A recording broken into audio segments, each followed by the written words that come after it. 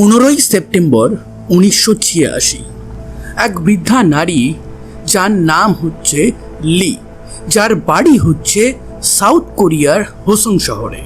সে সকালবেলা 6:30টার সময় বাস থেকে বাস স্টপে নামে। দেন সে তার বাড়ির উদ্দেশ্যে যাচ্ছে এবং বাড়ির উদ্দেশ্যে যাওয়ার জন্য যে মেইন রাস্তা আছে সেটাতে তার অনেকক্ষণ লাগবে। তার বয়স যেহেতু 71 বছর হয়ে গেছে, তার হাঁটতেও বেশ প্রবলেম আছে, কিন্তু একটা শর্টকাট রুট আছে, সেটা দিয়ে সে তার বাড়িতে খুব তাড়াতাড়ি পৌঁছাতে পারবে। ধান ক্ষেতের মধ্যে যে আলগুলো থাকে না, সেই আল দিয়ে সে হাঁটা শুরু করে। একটু হাঁটার পরেই সে বুঝতে পারে যে কেউ তার পিছু করছে। এমনিতেই বর্ষা পড়ছিল, এই কারণে সেদিন ক্ষেতে কোনো চাষিকেও সে দেখতে পায়নি। চারিদিকটা অন্ধকার হয়ে আছে। এই রকম পরিস্থিতিতে, এই রকম ধান ক্ষেতের মধ্যে তাকে কে পিছু করছে? সে একবার পিছন ফিরে তাকায়, সে কাউকে একটা দেখতে পায়। দেন ভয় পেয়ে সে দৌড়াতে থাকে। ওই যে সে দৌড়ালো, দৌড়িয়ে কি সে তার বাড়িতে পৌঁছাতে পারবে? না, সে তার বাড়িতে পৌঁছাতে পারবে না।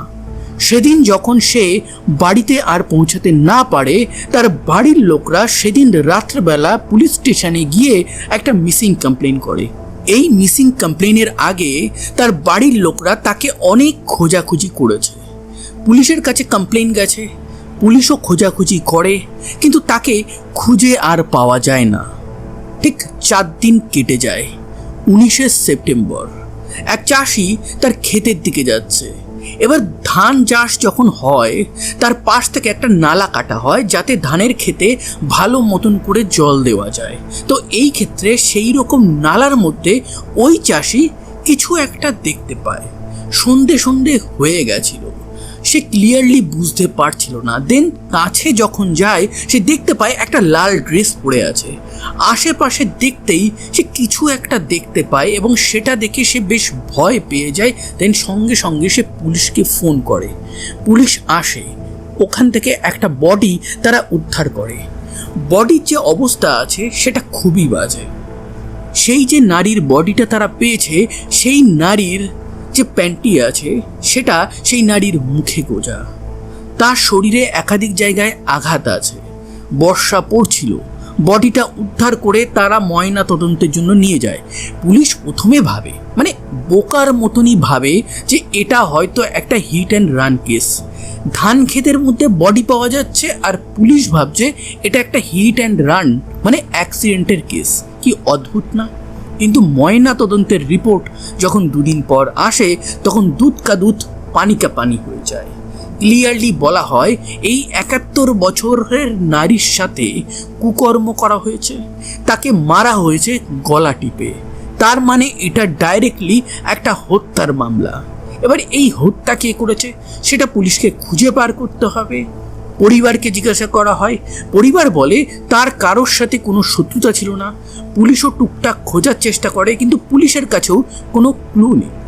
সেই সময় ওই হোসং শহরে তেমন কোনো পুলিশওয়ালাই ছিল না। কেন ছিল না? সেই সময় সাউথ কোরিয়ার সিওল, মানে রাজধানীতে, এশিয়ান গেমস অনুষ্ঠিত হয়েছিল। দেশের সমস্ত জায়গা থেকে পুলিশকে ওখানে নিয়ে যাওয়া হয়েছিল সিকিউরিটির জন্য। কিন্তু হোসং শহরে যে মার্ডারটা হলো সেটা কিন্তু এখানেই থেমে থাকবে না, সেটা আরও বাড়তে চলেছে এবং ঘটনা যত বাড়বে তত আপনারা অবাক হবেন। এবং আজকের ঘটনা এমন একটা ঘটনা যেটা আপনাকে রীতিমতন ভিতর থেকে নাড়িয়ে দেবে। এখানে একটা মানুষ, তাকে 20 বছর জেল খাটতে হবে। দেন পুলিশ দীর্ঘ 30 বছর পর এসে একটা জিনিস আইডেন্টিফাই করবে, কিন্তু তাতেও কোনো লাভ হবে না। চলে আসে অক্টোবরের 20 তারিখ 1986। সেদিন হঠাৎই গ্রামের এক লেডি মিসিং যায়।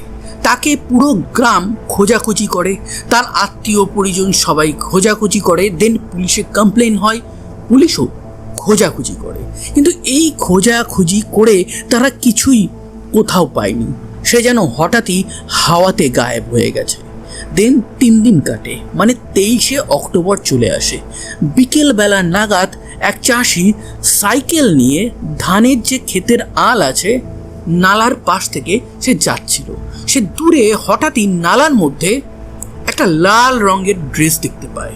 সে কাছে যেতেই দেখতে পায় একটা নারীর বডি অর্ধনগ্ন অবস্থায় ওখানে পড়ে আছে। পুলিশকে খবর দেওয়া হয়, পুলিশ আসে, বডিটা উদ্ধার করে। এখানেও প্যান্টিটা মুখে গোজা, তাকে হত্যা করা হয়েছে মোস্ট প্রবাবলি। বোঝা যাচ্ছে বর্ষা পড়ছে, তার বডিটাকে উদ্ধার করে ময়না তদন্তের যখন রিপোর্ট আসে তখন ক্লিয়ারলি বলা হয় এর সাথেও কুকর্ম করা হয়েছে, গলা টিপে হত্যা করা হয়েছে। এবং সেই গলাটা কি করে টেপা হয়েছে, সেই নারীর যে প্যান্টি আছে সেটা দিয়েই তাকে হত্যা করা হয়েছিল। তো এই যে নারী আছে সে কে, তার পরিচয় কি? অক্টোবরের 20 তারিখে হোসং শহরের এক গ্রাম থেকে যে লেডি মিসিং গেছিল এটা তারই বডি। জাস্ট কয়েক দিনের মধ্যে ছোট্ট একটা শান্ত শহরে পরপর এরকম দুটো মার্ডার কেস, কোথাও না কোথাও এই মার্ডার কেসের অনেক কিছুই কিন্তু একসাথে ম্যাচ করছিল। কিন্তু পুলিশ তখনও এই দুটো কেসকে একসাথে না দেখে আলাদা আলাদাভাবে দেখছিল। এটাই তাদের সবথেকে বড় ভুল হতে চলেছিল। কিন্তু এই যে কেসটা ছিল সেই কেসে পুলিশ কিছু প্রমাণ পাবে।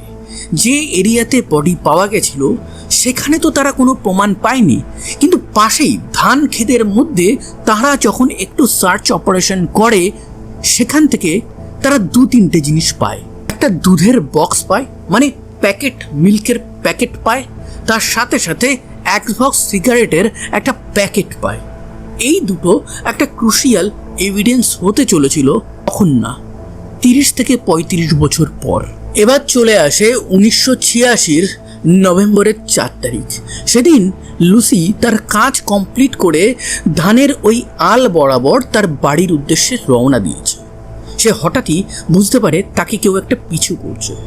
সে সেদিন লাল ড্রেস পরেছিল, অঝরে বর্ষা পড়ছিল, বর্ষার জন্য সে দেখতে পাচ্ছিল না কে তাকে ফলো করছে। সে দৌড় লাগায়, কিন্তু পিছন থেকে কেউ একটা এসে তাকে জাপটে ধরে এবং মাটিতে শুয়ে ফেলে। দেন সেই ব্যক্তি চুপচাপ তাকে বলে যে তুমি ড্রেস খুলো। লুসি তার ড্রেস খুলে দেয়, তারপর তার সাথে কুকর্ম হয়। দেন এই কুকর্ম কমপ্লিটের পর সেই লোকটা বলে যে তুমি তোমার পার্সটাকে বার করো, যত টাকা আছে সেটা আমাকে দিয়ে দাও। তখন লুসি বুদ্ধি করে বলে যে আমার পার্সটা দৌড়ানোর সময় আগে পড়ে গেছে। তখন সেই লুসির যে প্যান্টি আছে সেটা দিয়ে তার হাত এবং পা বেঁধে সেই ব্যক্তি দূরে যায় সেই পার্সটা আনতে। এবং এই সময় লুসি সেই হাতে বাঁধা পায়ে বাঁধা অবস্থাটা থেকে বেরিয়ে সোজা দৌড় মারে। সে সোজা দৌড়ে একটা গ্রামের মধ্যে বাড়ির সামনে গিয়ে দরজায় নক করে। তারা প্রথমে দরজা খুলছিল না, অনেক রিকোয়েস্ট করার পর তারা দরজা খোলে। দেন ওই বাড়িতেই পুরো রাতটা লুসি কাটায়। পরের দিন সকালবেলা ওই ফ্যামিলি লুসিকে থানাতে নিয়ে যায়। থানাতে গিয়ে সে পুরো ব্যাপারটা বলে। পুলিশ বলে যে তুমি যেহেতু যে ক্রাইম করেছে তাকে চেনো না, কিন্তু তার ফেসটা কি মনে রেখেছো? লুসি বলে তার ফেসটা আমি কোনো দিনও ভুলবো না, অন্ধকার হলেও আমি অনেকটাই দেখেছি। একটা আর্টিস্টকে ডাকা হয়, স্কেচ তৈরি করা হয় এবং সেই স্কেচটা সমস্ত জায়গায় পোস্টার হিসাবে লাগিয়ে দেওয়া হয়। লুসি বলে লোকটার হাইট বেশি না, 5 ফুট 4 ইঞ্চি, মুখে কোনো দাড়ি নেই, চোখগুলো খুব ছোট এবং এই সমস্ত কিছুর উপরেই মেনলি ছবিটা বানানো হয়েছিল। ছবিটা পোস্টার হিসাবে লাগানো হয়েছিল, কিন্তু এখানে সবথেকে বড় প্রবলেম ছিল যে এই যে ছবিতে যে ব্যক্তির ছবিটা এসেছে ওই রকম দেখতে বেশিরভাগই কোরিয়ান মানুষজন হয়, সেহেতু আইডেন্টিফিকেশন বেশ কঠিন হয়ে পড়ে। এরপর চলে আসে 12ই ডিসেম্বর 1986। ওন তার সবে সবে বিয়ে হয়েছে। সে তার হাজব্যান্ডকে বলে তুমি ঘরেই থাকো, তুমি তো সারাদিন কাজ করেছো, আমি মার্কেটে গিয়ে বাজারটা করে আনি। তার হাজব্যান্ড তাকে বারণ করে, কিন্তু ওন বলে এত ভয় পেলে চলবে না, মার্কেটে আমি যাব। সে সেদিন একটা লাল ড্রেস পরে এবং সেদিনও বর্ষা হচ্ছিল। সে চুপচাপ বেরিয়ে যায়, কিন্তু ওই যে সে মার্কেটে গেল রাত্রেবেলা 7:30টার সময়, যখন খানিকক্ষণ পর ওন আর ফিরে না আসে তখন তার হাজব্যান্ডের চিন্তা হয়। তার হাজব্যান্ড সেই দিন রাত্রেবেলা সমস্ত জায়গায় ওনকে খোঁজে, কিন্তু ওনকে আর খুঁজে পাওয়া যায়নি। নেক্সট ডে সে থানাতে যায়, মিসিং কমপ্লেন করে। পুলিশ বুঝতে পেরে যায় যে আরও একটা কেস অ্যাড হতে চলেছিল তাদের থানায়। এর 3-4 দিন পর 15ই ডিসেম্বর 1986 এক ব্যক্তি থানাতে এসে বলে যে আমার উডবি ওয়াইফ মানে ফিয়ন্সে সে মিসিং আছে। কালকে রাত্রেবেলা আমরা একসাথে টাইম কাটিয়েছিলাম, তারপর বাইরে বৃষ্টি পড়ছিল, এই কারণে আমি তাকে বলি তুমি স্টে করে যাও। সে স্টে করার প্ল্যানও করে, কিন্তু হঠাৎই তার মুড চেঞ্জ হয়ে যায়। সে বলে যেহেতু বৃষ্টি কমে গেছে আমি আমার বাড়ি চলে যাই। সে 10:30টার বাস ধরে বাড়ির উদ্দেশ্যে রওনা দেয়। তাকে আমি একটা ছাতা গিফটও করি, কিন্তু আমি পরের দিন জানতে পারি সে আর বাড়ি পৌঁছায়নি। এই কারণে আমি থানাতে এসে এই কমপ্লেনটা রেজিস্টার করাচ্ছি। পুলিশ বুঝতে পারে আরও একটা মিসিং কমপ্লেন। বডি যখনই পাওয়া যাবে আমরা একটা ডেড বডিই পাবো, এবং সেই কেসটা কোথাও না কোথাও একরকমই হবে। পুলিশ এবার এই সমস্ত কেসগুলোকে একসাথে লিঙ্ক করার একটা ট্রাই করছিল। তার উডবি ওয়াইফের নাম ছিল লি সু। 21শে ডিসেম্বর 1986 এক চাষি ধান ক্ষেত থেকে যখন যাচ্ছিল তখন সে একটা লাল কাপড় দেখতে পায়। সে কাছে যেতেই দেখতে পায় অর্ধনগ্ন এক নারীর শরীর নালাতে পড়ে আছে। পুলিশকে ডাকা হয়, পুলিশ আসে। পুলিশ এসে দেখে সেই নারীর প্যান্টি মুখে, তাকে মারা হয়েছে, তার সাথে মোসবাবি কুকর্ম করা হয়েছে। ময়না তদন্তের রিপোর্ট সেটা কনফার্মও করে দেয় তার প্যান্টি দিয়েই তাকে গলা টিপে হত্যা করা হয়েছে। এই সমস্ত প্যাটার্ন আগের প্রত্যেকটা কেসের সাথে মিলে যাচ্ছে। লাল ড্রেস, বর্ষা পড়ছে, প্যান্টি দিয়ে হত্যা, দেন তাদের সাথে কুকর্ম, বয়সের কোনো ঠিক ঠিকানা নেই, যে বয়সের পাবে অন্ধকারে পাবে, তার সাথেই সমস্ত কর্মকাণ্ড ঘটাবে সে। এই কেসে যেভাবে আঘাত করা হয়েছিল সেটা অন্য কিছুর আঘাত ছিল না। লিসুর যে উডবি হাজব্যান্ড ছিল সে তাকে একটা ছাতা গিফট করেছিল, সেই ছাতা দিয়েই তাকে মারা হয়। এবং লিসুর যে আন্ডারওয়্যার ছিল তাতে সিমেন্ট পাওয়া গেছিল। পুলিশ এখান থেকে ডিএনএ এক্সট্রাক্ট করতে পারবে এবং কেসটা সলভ হতেও পারে। কিন্তু এই যে সিমেন্ট পাওয়া গেছিল সেটা অ্যাকচুয়াল ক্রিমিনালকে কি আদেও ধরতে পারবে, নাকি কোনো ভুল মানুষকে সাজা দিয়ে দেবে? আমি এই কথাটা কেন বললাম সেটা আপনারা খানিকক্ষণ পরেই বুঝতে পারবেন। হং, যার বয়স মাত্র 19 বছর, সে প্রত্যেকদিন স্কুল করে টিউশন করে ওই 9:30 নাগাদ বাড়ি আসে। 1987 জানুয়ারির 10 তারিখ সে আর বাড়ি আসে না। তার ফ্যামিলি খোঁজাখুঁজি করে, তারা পুলিশের কাছে যায়। পুলিশ ওয়েট করে, পুলিশ চারিদিকে খোঁজাখুঁজি করে, কিন্তু তাকে আর কোথাও খুঁজে পায় না। ঠিক তার পরের দিন 11ই জানুয়ারি হংয়ের বডি পাওয়া যায়। সেদিন সে লাল ড্রেস পরেছিল, বর্ষা হচ্ছিল, তার সাথেও হুবহু সেম জিনিস হয়েছে। প্যান্টি দিয়ে হত্যা করা হয়েছে, তার সাথে কুকর্ম হয়েছে, তাকে গলা টিপে হত্যা করা হয়েছে, ব্যাস একদম হুবহু সেম কেস। সব থেকে বড় প্রশ্ন, কে মার্ডার করছে, কেন মার্ডার করছে? যত নারীর খুন হয়েছে তাদের মধ্যে কি কোনো লিঙ্ক আছে? আপনারা একটা জিনিস জেনে খুব অবাক হবেন যে এই যে যতগুলো খুন হলো না, এই প্রত্যেকটা খুন কিন্তু 3 থেকে 5 কিলোমিটার রেডিয়াস মানে একটা ছোট্ট শহর হোসং তার আন্ডারেই হচ্ছে। এবং এই প্রত্যেকটা কেসে লাল ড্রেস, বর্ষা, ধানের ক্ষেত, প্যান্টি, কুকর্ম এগুলো যেন ওতপ্রোতভাবে জড়িত আছে এবং কোনো ভিকটিমের একে অপরের সাথে কোনো লিঙ্ক নেই। পুলিশ এটুকু আইডেন্টিফাই করতে পেরেছে সেই সিমেনের মাধ্যমে যে যে খুন করছে তার ব্লাড গ্রুপ টাইপ বি। পুলিশের কাছে এর থেকে বেশি ইনফরমেশন সেই সময় আর নেই।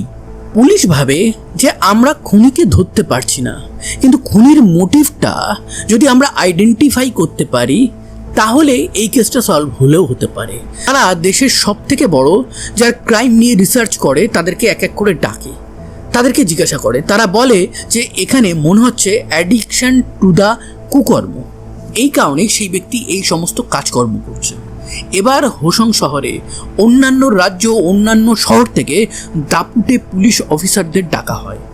ওই ছোট্ট শহরে নিয়ার অ্যাবাউট 500 থেকে 700 পুলিশ অফিসার চলে এসেছে, যেটা বড় শহরেও অনেক সময় থাকে না।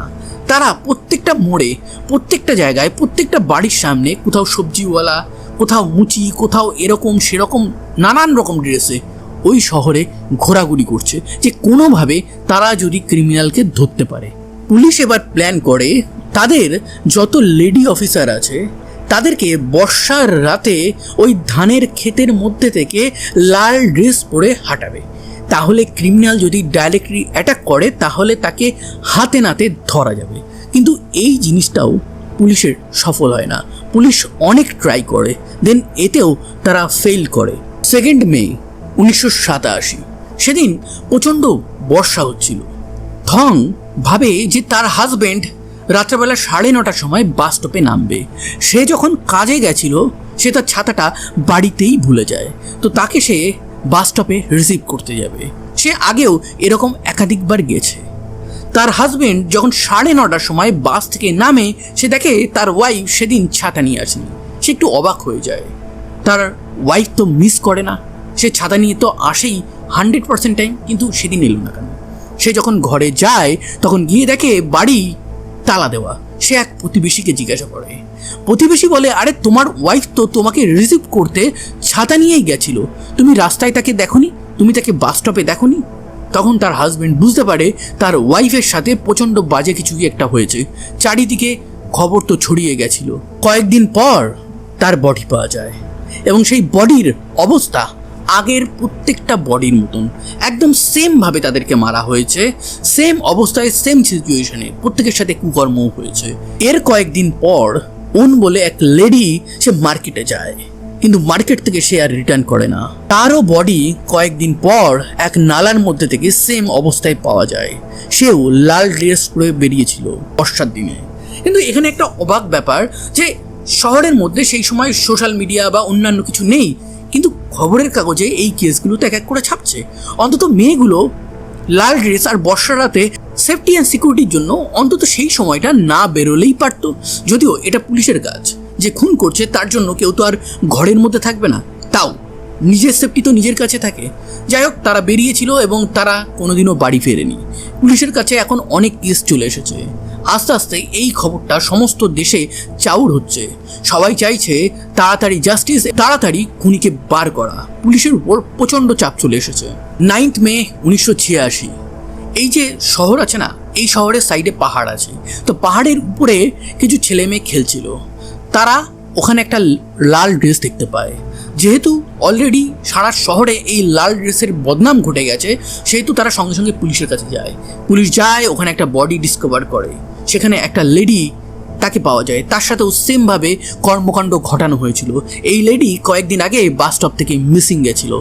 দেন আবারও শুরু হয় ক্রিমিনালকে খোঁজা, কিন্তু পুলিশ তখনও তথই জ্বলে পড়ে আছে। তাদের কাছে তখনও কোনো ক্লু নেই। শুধুমাত্র একটা ক্লু আছে, যে ক্রিমিনাল হবে তার ব্লাড গ্রুপ টাইপ বি হবে।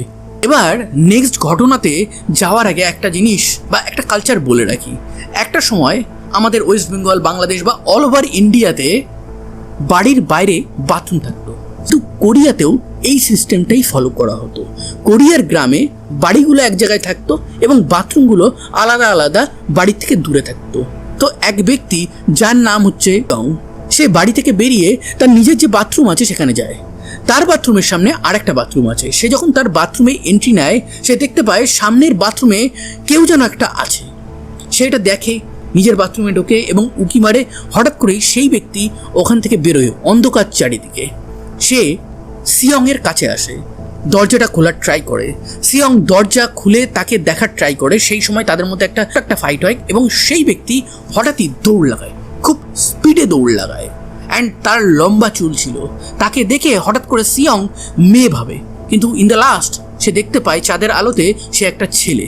তার ফেসটা সে মোটামুটি দেখেছিল। সে এই ব্যাপারটা পুলিশকে বলে। পুলিশ তাকে বলে, তুমি কি একটা ইমেজ ক্রিয়েট করাতে পারবে আর্টিস্ট দিয়ে? সে সমস্ত বিবরণ দেয়। আর্টিস্ট একটা ছবি বানায়। আগের যে ছবি বানানো হয়েছিল এবং এবারে যে ছবি বানানো হলো, সেই দুটোর মধ্যে নিয়ার অ্যাবাউট 95%-এর ম্যাচ আছে। তার মানে সেই লেডিও যাকে দেখেছিল এই বাথরুমের সামনে সিয়ং একটা ছেলে, সেও কিন্তু সেম কাউকে দেখেছিল।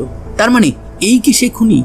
আবারও পোস্টারিং চারিদিকে করা হয়, কিন্তু এই ব্যক্তিকে যেহেতু আর 5টা কোরিয়ানদের মতনই দেখতে, ডিফারেন্সিয়েট করা বেশ কঠিন। সেই ক্ষেত্রে পুলিশের আবার এই সমস্যাটা ফেস করতে হয় এবং এতে আর কোনো লাভই হয় না। 1987 সেপ্টেম্বরের 8 তারিখ গি তার কাজে গেছিল। দেন সে লাল ড্রেস পরে বর্ষার রাতে ফেরত যাচ্ছিল বাড়িতে। তাকে একদিন পর ওই ধান ক্ষেতের পাশ থেকেই পাওয়া যায়। তার সাথেও সেম অবস্থা হয়েছিল। কে করেছিল? পুলিশের কাছে কোনো ক্লু নেই। স্যাং বলে এক মেয়ে যে স্কুলে পড়তো, সে রাত্রেবেলা 9:30টার সময় তার বাড়ির উদ্দেশ্যে যায় এবং আস্তে আস্তে ফরচুনেটলি সে বাড়ি পৌঁছে যায়। কিন্তু বাড়ি পৌঁছে সে যখন শুয়ে পড়ে, পরের দিন সকালবেলা সকাল 7টার সময় তার মা তাকে স্কুল যাওয়ার জন্য ডাকছে, কিন্তু সে ঘুম থেকে ওঠেই না। তার মা যখন ঘরে যায়, গিয়ে অবাক হয়ে যায়, পুরো ঘরটা একদম তছনছ হয়ে গেছে এবং রক্তাক্ত অবস্থায় স্যাং মেঝেতে পড়ে আছে। পুলিশ আসে, বডিটা উদ্ধার করে। সে সেদিন রাত্রেবেলা লাল ড্রেস পরে ঘুমিয়েছিল। সেদিনও বর্ষা হয়েছিল। পুলিশ ময়না তদন্তের ব্যবস্থা করে এবং ময়না তদন্তের রিপোর্ট আসে। অবশ্যই তাকেও তার প্যান্টি দিয়ে মারা হয়েছিল, তার সাথেও কুকর্ম করা হয়েছিল। এই কেসে পুলিশ দুটো জিনিস খুব ইম্পর্টেন্ট পায়। 8টা চুল তারা ওই রুম থেকে রিকভার করে এবং সিমেন্টও পায়। যে চুলটা তারা পেয়েছিল সেটা ল্যাবে ভালো মতন টেস্ট করার পর তারা বুঝতে পারে যে ব্যক্তির এই চুলগুলো, যে এই কর্মকাণ্ড করছে, সে মোস্ট প্রবাবলি কোনো ফ্যাক্টরিতে কাজ করে। তার কারণ চুলে হেভি মেটাল পাওয়া গেছিল, যেটা কোনো ফ্যাক্টরিতে কাজ করা মানুষের চুলেই থাকতে পারে। যে সিমেন্ট ছিল তার থেকে প্রমাণ পাওয়া যায় যে এই কর্মকাণ্ড করেছে তার ব্লাড গ্রুপ টাইপ বি হবে। ওই শহরের আশেপাশে যত ফ্যাক্টরি আছে সেখানে পুলিশ এক এক করে গিয়ে জিজ্ঞাসাবাদ করতে থাকে।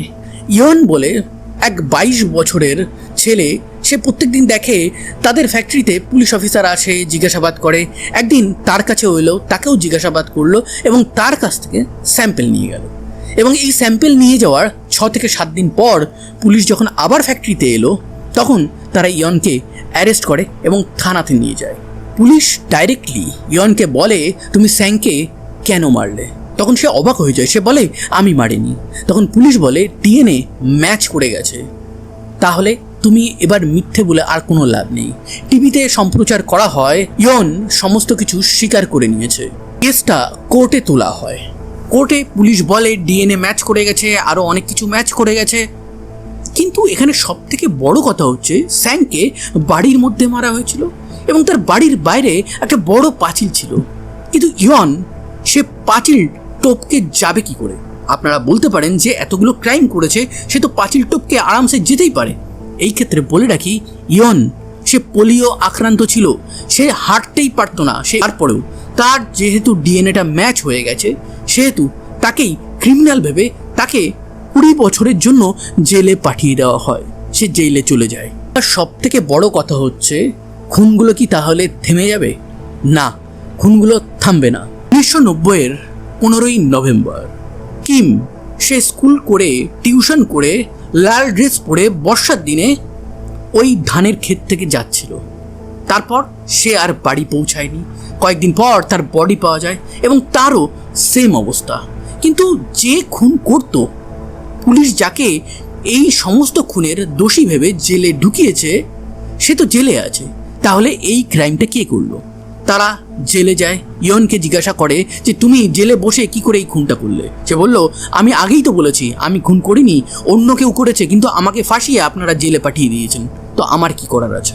পুলিশ ভাবে যে যেহেতু ইয়ন ধরা পড়ে গেছে, সেহেতু ওই যে খুনের টাইপ আছে সেটা তো সবাই জেনে গেছে।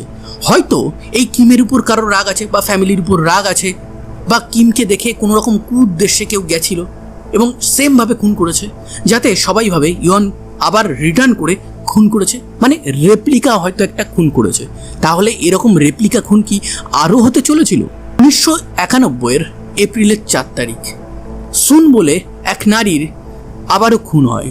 সে সেদিন যখন বাড়ি থেকে বেরিয়েছিল, লাল ড্রেস পরে বেরিয়েছিল, বর্ষার সময় ছিল এবং বর্ষা সেদিন হচ্ছিল। তার সাথেও কুকর্ম হয়, তাকেও গলা টিপে হত্যা করা হয় এবং সেটা প্যান্টি দিয়ে করা হয়। সমস্ত কিছু সেম।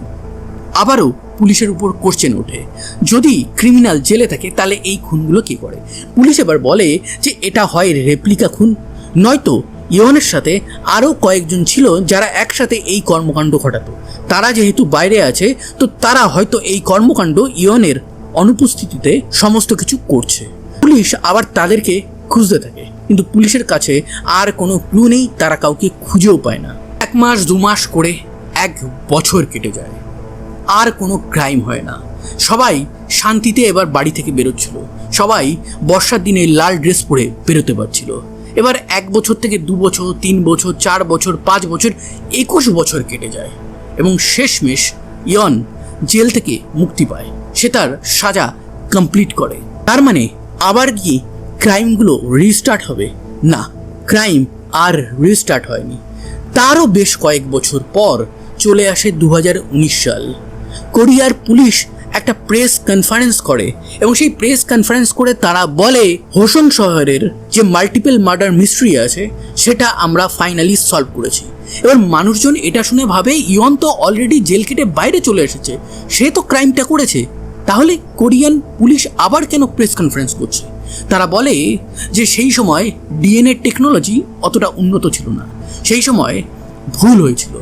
ইয়নের ডিএনএ একসময় অ্যাকচুয়ালি ডিএনএ ম্যাচই করেনি, ভুলভাবে পরীক্ষা হয়েছিল। ইয়ন সে কোনোভাবেই অভিযুক্ত ছিল না, তার লাইফটা বেকার বেকার নষ্ট হয়েছে। কিন্তু তাহলে এবার কি হলো? অ্যাকচুয়ালি নতুন এক পুলিশ এসেছিল, সে ওল্ড কেসগুলো দেখছিল এবং যত সিমেন্ট তাদের কাছে কালেক্ট করা ছিল সেগুলো জেলে থাকা সমস্ত কয়েদিদের ডেটাবেসের সাথে ম্যাচ করা হচ্ছিল, যে যদি কোনো পুরনো কেস, নতুন কেস বা কোনো আনসলভড কেস সলভ করা যেতে পারে। তো সেইখানেই এই যে কেস আছে তার প্রথম ক্লু পাওয়া যায় এবং সেটা অদ্ভুতভাবে যে ডিএনএ তারা ভুল করার জন্যই ইয়ন জেলে গেছিল, সেই ডিএনএর মাধ্যমেই 100% ট্রু ক্রিমিনালকে তারা ধরতে পেরেছে। এবার পুলিশ নিশ্চয়ই সেই ক্রিমিনালের বাড়িতে রেড করবে? না, পুলিশের কাছে সেই সুযোগ আসেনি। অ্যাকচুয়ালি সেই ক্রিমিনাল অন্য একটা কেসে অলরেডি জেলেই ছিল, তার নাম হচ্ছে লিচুং। সে হোসংয়ের জেলেই ভর্তি আছে। তার বাবা অনেক বড় লোক ছিল, তাদের অনেক জমি জমা ছিল, কিন্তু ছোটবেলাতেই মা বাবা মারা যায়। তারপর লিচুং ম্যান্ডেটারি মিলিটারি সার্ভিসে যায়, সেখান থেকে রিটার্ন করে, সে বিয়ে করে, তারপর একটা ডাকাতির কেসে সে জেলে যায়, দেন তার ওয়াইফ তাকে ডিভোর্স দেয়। এইভাবে তার লাইফ আস্তে আস্তে নষ্ট হয়। দেন একদিন 1994 সালে সে তার শালিকে রাস্তাতে দেখতে পায়, সে তাকে ডেকে নিয়ে যায়, তারপর তাকে খুন করে ফেলে দেয়। যখন তার শ্বশুর তার মেয়েকে মানে লিচুংয়ের শালিকে খুঁজতে খুঁজতে তার কাছে আসে, তখন লিচুং বলে আমি তাকে লাস্ট টাইম দেখেছিলাম। এই বলাটাই তার কাল হয়ে যায়। তার শ্বশুর তার এগেনস্টে কমপ্লেন করে, পুলিশ আসে, জিজ্ঞাসাবাদ করে, বডি পায়, অনেক প্রমাণ পায় এবং লিচুংকে আজীবন কারাবাস দিয়ে জেলে পাঠিয়ে দেওয়া হয়। আপনারা বলবেন হোসং শহরে এতগুলো ক্রাইম হলো, সেগুলো তাহলে লিচুং করলো কি করে? ভালো করে মনে করে দেখুন, 1986 থেকে 1991 পর্যন্ত কেসগুলো ঘটেছিল। তারপর পুলিশ সতর্ক হয়ে গেছিল, এই কারণে সে আর তেমন কোনো ক্রাইম করতে পারেনি। 1994-তে সে তার একটা জানাশোনা চেনা মানুষ তার শালিকে খুন করে এবং সেই কারণে সেই দোষে পুলিশ তাকে অ্যারেস্ট করে জেলে পাঠিয়ে দেয়। এবার এই যে কেসগুলো হয়েছিল হোসং শহরে, সেটা তো আদালতে উঠবে, কিন্তু না, আদালতে ওঠানোর কোনো চান্স নেই। যেহেতু কেসগুলো অনেক পুরনো ছিল, কোরিয়াতে একটা নিয়ম আছে, স্ট্যাটু অফ লিমিটেশন। সেখানে বলা হয় কোনো একটা ক্রাইমের 15 বছর হয়ে গেলে সেই ক্রাইমের যে ক্রিমিনাল করেছে তাকে আর জেলে পাঠানো যাবে না। তো এই ক্ষেত্রে তো 30-32 বছর হয়ে গেছে, তো তাকে তো আর জেলে পাঠানোই যাবে না। কিন্তু সে অলরেডি যেহেতু জেলে ছিল, সেহেতু এই আইনটা চেঞ্জ করা হয় এবং তাকে উইদাউট প্যারোল সারা জীবন জেলে থাকতে হবে, সেটার ব্যবস্থা কোরিয়ান গভর্নমেন্ট করে। সে এখনও মোস্ট প্রবাবলি জেলেই আছে এবং সারা জীবন সে যেন জেলেই থাকে। এবং জেলে যখন পুলিশ তার কাছে প্রথম পৌঁছায়, সে বলে এতদিন দেরি হয়ে গেল, আমি ভেবেছিলাম কোরিয়ান পুলিশ অনেক আগেই আমার কাছে আসবে। যাই হোক, আপনারা যখন এসেছেন ওয়েলকাম। এবং সে কোর্টে দাঁড়িয়ে এটা বলে যে আপনারা তো এই কয়েকটা খুনের ব্যাপারে জানতে পেরেছেন, কিন্তু আমি এর থেকেও বেশি খুন করেছি, আমি 50টার বেশি মানুষকে মেরেছি। আপনারা এই ক্রাইমগুলো আমার ধরতে পেরেছেন জাস্ট লাল ড্রেস এই কমন জিনিসটা ছিল বলে। এটা আমি ইচ্ছা করেই ক্লু রেখেছিলাম, আমি জাস্ট আপনাদের সাথে একটা গেম খেলছিলাম। কে যখন জিজ্ঞাসা করা হয় তুমি এই সমস্ত জিনিসগুলো কেন করেছিলে, সে বলে আমার ইচ্ছা হতো মন থেকে, মানে ওই সেই সেম অ্যাডিকশন ব্যাপারটা। পরে এর যখন টেস্টিং করা হয়, দেখা যায় এ কিছুটা সাইকো টাইপেরও মানুষ এবং মেয়েদের থেকে কখনো ভালোবাসা পায়নি, তাই তাদের প্রতি একটা ঘৃণা তার কোথাও না কোথাও অটোমেটিক জন্মে গেছিলো। একটা ইনফরমেশন আমি বলতে ভুলে গেছিলাম, সেটা হচ্ছে যাকে প্রথমে ভুল করে অভিযুক্ত করা হয়েছিল তার নাম হচ্ছে ইয়ন। সেই ইয়ন সেই সময় যখন ধরা পড়েছিল তখন পুলিশ কি বলেছিল, যুক্তিটা কী দিয়েছিল, সেই ইয়ন কেন এইসব করেছিল? বলেছিল তারও অ্যাডিকশন ছিল এবং তার মা বাবা ছোটোবেলাতে মারা গেছিল এবং সে যেহেতু হাঁটাচলা করতে পারতো না, তার পোলিও ছিল, অনেক মেয়ে তাকে রিজেক্ট করেছিল এবং সেখান থেকেই সে নাকি নারীদের ঘৃণা করত। যদিও এই সমস্ত থিওরি পরবর্তীকালে ভুল হয়ে যায় এবং সেটাকে ভুল প্রমাণ করে সেই ডিএনএ, আধুনিক টেকনোলজি। আজকের যে ঘটনাটা আছে সেটা অদ্ভুত এবং অবাক। লাল ড্রেস, বর্ষার দিন, বেশ ইন্টারেস্টিং ছিল এবং দুঃখজনকও ছিল। তো এই রকম রিয়েল লাইফ ট্রু ক্রাইম ঘটনা ইন স্টোরি ফরম্যাটে যদি আপনারা শুনতে চান তাহলে অবশ্যই আমার চ্যানেলটিকে সাবস্ক্রাইব করবেন। সাবধানে থাকবেন, সতর্ক থাকবেন এবং অনেক আনন্দে থাকবেন। আবার দেখা হবে নতুন কোনো এক ভেরি ইন্টারেস্টিং ট্রু ক্রাইম ঘটনার সাথে।